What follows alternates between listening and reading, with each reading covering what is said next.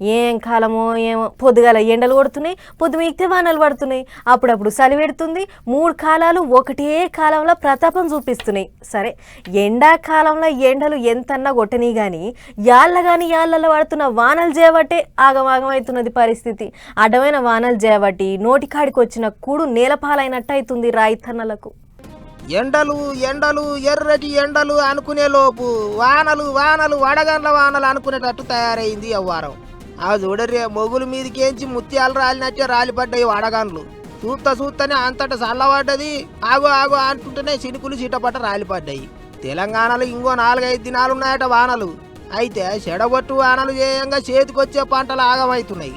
దుక్కి దున్ని ఇత్తనం వేసి మందులు చల్లి అపురూపంగా పెంచుకున్న పంటలన్నీ మాయదారి వానలు చేయబట్టి భూమి కొరుగుతున్నాయి. కామారెడ్డి జిల్లా జుక్కల దిక్కు మక్క చేనులు నేల వాలినాయి, వరి చేనులు దెబ్బతిన్నాయి.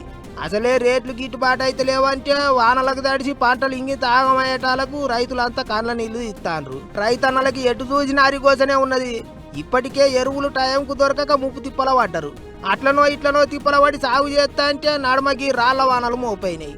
అయితే వానలు ఇంగిన్ని దినాలున్నాయి అంటారు కాబట్టి అన్నదాతలకు కంటి మీద కునుకు లేకుండా అవుతుంది. ఇప్పుడు అంత చిన్న సన్నకారు రైతులే ఎక్కువగా ఉంటారు. అప్పులు చేసి పెట్టుబడులు పెట్టి వ్యవసాయం చేసేటోళ్ళే ఉంటారు.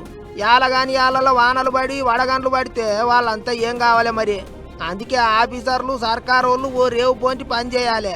ప్రకృతిని అయితే వాళ్ళు ఆపలేరు కానీ అటెనకే ఏం చేయాలన్నదే జర ముందుగానే ఆలోచనలు చేసుకొనిరి, ఆదుకోనిరి అని అడుగుతాండ్రు రైతన్నలు. ఏమైనా ఈ ఆట మార్చి నెలలో చెడగొట్టు వానలతోని రైతన్నలకు పెద్ద గండమే అవుతుంది పోన్రి. మరి ఈసారి ఎట్లా గట్టెక్కుతారో ఏమో.